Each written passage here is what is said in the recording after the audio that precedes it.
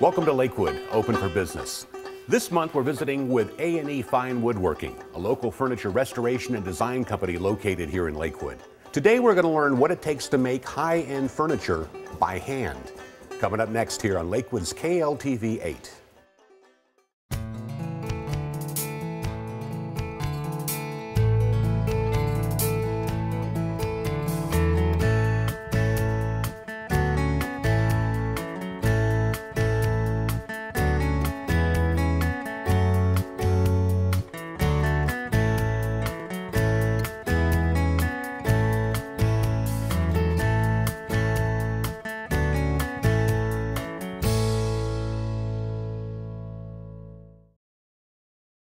Hey there, how you doing? I'm Mike. How you doing? Joshua Ellison. Joshua, good to meet you. Good to meet you too. What are you working on? Just fitting some joinery here, little woodworking examples here together for you. Incredible. Yeah. Boy, I love your place, it's incredible. Thank you very much. How did you come up with the name of A&E Fine Woodworking? It stands for Anthony and Ellison, which are my partner Stevens and my last names respectively. Ah, very good. We are furniture designers and restorers as well. We do restoration and reproduction of antique furniture. We can do economy all the way up to museum quality. So what inspired you to do this kind of business? The first time I put a finish on a piece of wood, I took a local class just for the heck of it to see how I like doing any kind of woodworking. Hadn't had much exposure to it.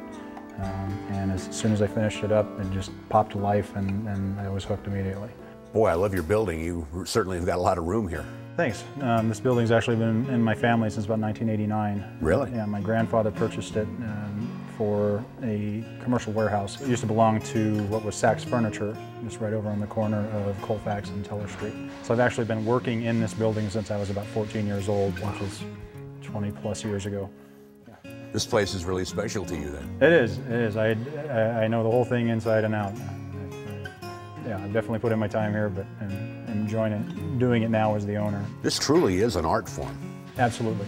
Woodworking has been around since tools were first made, and there are so many different disciplines of woodworking. They're all fascinating, from lutherie, which is musical instruments, which is an absolute mastercraft, to cabinet making, to wood turning. There's so many fun things, fun little varieties of woodworking to try. Is this a case of truly doing what you love and loving what you do? I'm excited every day to go to work, and people, that's kind of a generic thing to say, but every day I get to come in here and I get to create something from scratch. A lot of times I don't know exactly what I'm going to be doing. We don't know the next project that's going to come in the door sometimes. We don't have too much information. And then it turns out to be this beautiful, 150-year-old sofa project, a turn-of-the-century bed.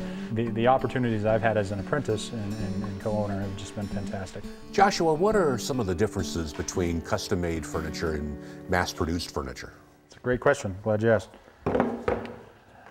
This is an example here of a store-bought piece of furniture that was clearly mass-produced. So instead of being built to quality and then priced appropriately, it's, there are a lot of corners cut. Places where the stain wasn't sprayed everywhere, or you get pieces where this piece here is cracked because it's dried coming from where it was manufactured. Straight out of the store, these legs are already wobbling.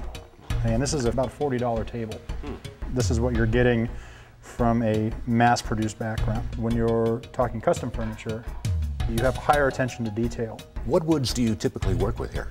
There are the usual suspects. We do a lot of oak, walnut, poplar, cherry, alder. We do some pine when it's appropriate. Now, how I was talking about loose joinery and wobbly pieces, that's very clearly horribly wobbly, to be honest. Let me show you how it would be done if it were a custom piece of furniture. Okay. All right, this is a good example. It's called a cross-lap joint. All right. These two pieces of wood, it's just wood. Just the wood dimensioned correctly, all right, and cut correctly. Gives a really nice tight fit. I'll try to pull those apart. Yeah. Oh wow, that's not going anywhere. Right. That's and great. the more movement that you have, such as in a wobbly piece of furniture like that, the faster it's going to work itself loose and the faster it's going to break. Right. So when you've got two solid pieces, and the only difference here is just a little bit more attention to detail. Right? It's same wood, same saw used to cut it. It's just really paying attention, doing it correctly. Some other variations of joinery, some very strong joints. This is called a pin tenon. There. Oh, yeah. And so you can see the hole in there. Mortise and tenon joinery is a common term. Okay. When you put those together, if you didn't have any pin, eventually this has, you know, it could wiggle loose, but as soon as you put this in there, that draws it tight into the mortise, hand tight. No, that's solid. Right, and that's the movement when it's kind of moving back and forth like that is called racking, and that's what you're trying to avoid. Okay, so that, I mean, that's as solid as you're going to get, and that's all 100% wood. It's all using these older methods. I mean, this was before they had staple guns, and before, I mean, this was before screws were invented. They had to, you know, really go by what the material could do, and not have to add a whole bunch of other components into the equation. Truly back then, it was built to last. Absolutely, yeah. I mean, that's why antiques are so prized, because it was built 300, 400 plus years ago in some cases, and it's still, you know, today all it needs is the occasional reglue about once every 100 years or so. All right, so next I'm going to show you how to do some hand planing. Okay. First we need to get you set up. First thing you're going to do is put on an apron. All right. Okay, so arm through there. And then just buckle that around your right side. All right. You've got glasses on, that's good. Always have eye protection. Okay, so the first thing we're going to do, just discuss our planes here. This is a Japanese style plane, and this is a Western style plane. What a plane is it's simply a carriage for supporting and guiding a cutting surface. Okay, so this is a really good sharp chisel. Okay, and you can see that this is, you know, taking nice little curls right off of here. It's nice and sharp. If you put it in a good carriage, okay, and we'll go ahead and just use this one here. And what you can do is you can start here, push it along, and that'll guide a good, true, flat cut, okay, going off of this plane surface. Okay. This is pretty friendly wood, so I'm going to have you take a nice, long cut. Just try to get it nice and smooth. Okay. Just go to town. Do as much of that as you like. Okay, and try to get everything down to that bare wood. All right. Okay, so here, put that down there. Want to get a good grip on it. Okay. Try rotating your hips just a little bit to the right. You want to get more of your body behind it, because you want to be pushing this way. Sort of like that? Yeah, it's better.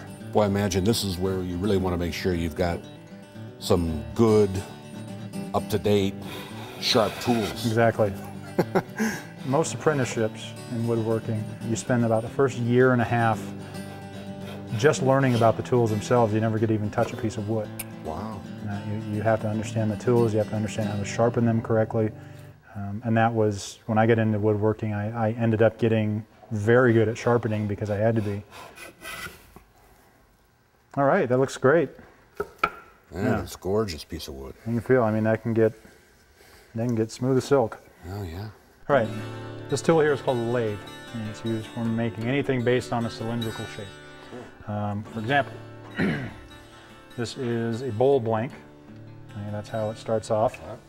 Okay, and after you spend some time on it, wow, it turns out something like this.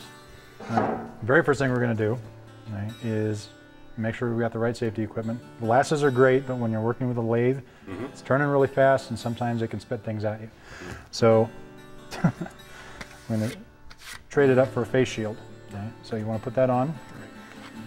And that's really just personal preference. Yeah, I've gotten some pretty big chunks in the face.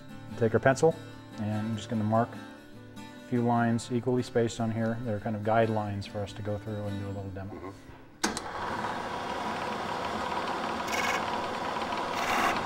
There.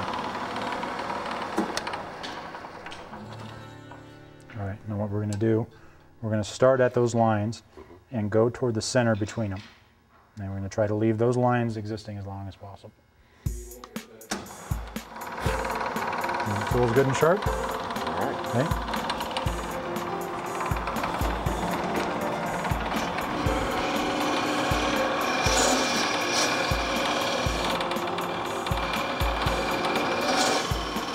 All right, that looks good. All right. How'd we do? Let me take a look.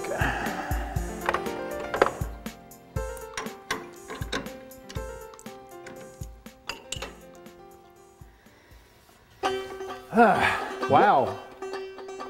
Hexagonal turning, that's really advanced. I can't even do that. Must be beginner's luck. Did I do that? Seriously? You want a job? Yeah. This was fun.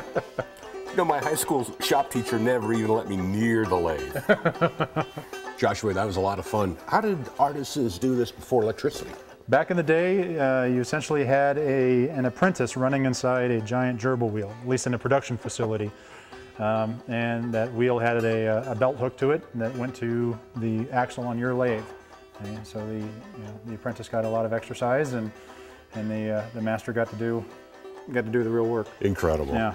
Can we see some finished work? Absolutely. I want to take you into the gallery. You can meet my partner Stephen Anthony, who's our master craftsman here. Great. Thank you. Thanks. You must be Stephen. I am. Hi, Stephen. I'm Mike. Mike, good to meet you. It's good to be here today. Yes, sir. Joshua told me you could give me a tour and show me some of the fine pieces you've created. Oh, I certainly can. I certainly can. Let's start with this one right here. This is a reproduction of a Santa Fe or Taos style apothecary chest. These are not singular drawers, those are false fronts on a drawer. It's put together. And it allows the piece to be used in a more modern vein. And it was done for a couple of reasons. One, I had a client who really wanted one of these, so we built two of them, and I gave my apprentices the ability to practice their carving skills on it. Rumor has it that you're the Obi-Wan Kenobi of woodworking. Is that true? I wouldn't consider it so, but you know, I do have a lot of experience, almost 40 years within the industry, and a broad spectrum of skill sets, from refinishing and repair to design to installation and construction of pieces that fit in a specific place within a home, or taking a piece of furniture that was built in the 1800s in France or Europe, anywhere in Europe, and building a piece that fits in today's lifestyle. So what kind of educational background do you have to have those kind of credentials to be considered a master? Experience, experience, experience. I worked in repair shops, refinishing shops. And besides that experience, you have quite an educational background in this, don't you? Yes, sir, I do. Yeah, I do.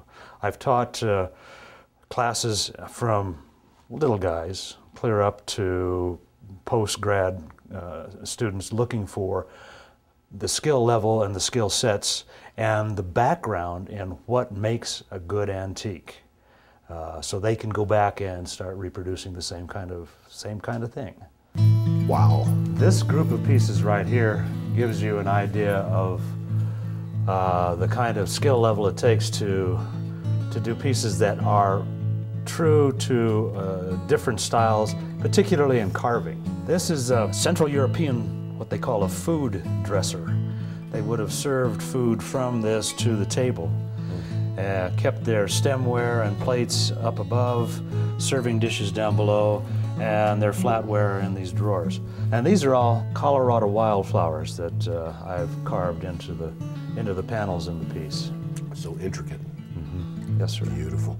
This little piece right here is a takeoff on a Mexican-style occasional table. And it looks like it was pulled out of some poor adobe down in central Mexico and brought up here just as it came from that place. But in fact, it was built less than 5 years ago. Wow.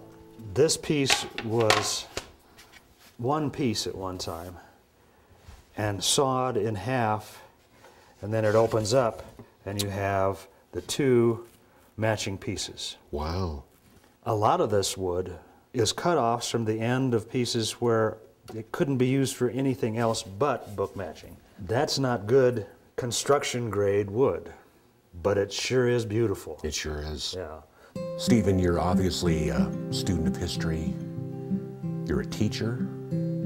You're a designer. And you're obviously a master craftsman.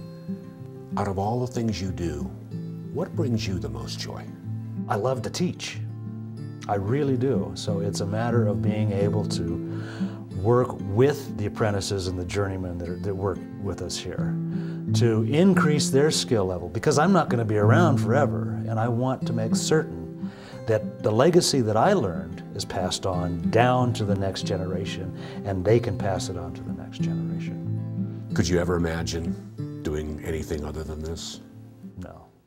Like you said, it's in my blood. Learning the steps, going through becoming an apprentice my own self, refinishing and repairing furniture, learning what works and what doesn't. That's as important as anything else. And what I can do to improve how things are made. Particle board and cardboard furniture, yeah, it works, but for what? For what purpose? To be thrown in a landfill in 5 years? Yeah, no. There's a better way to go about it. And that's what we do here. You know, it never fails to impress me what skills go into developing the craftsman's trades. Skills like these need to be preserved so we never lose the beauty of fine handcrafted art. Be sure to join us again next month when we visit with another homegrown local business right here on KLTV8's Lakewood, Open for Business.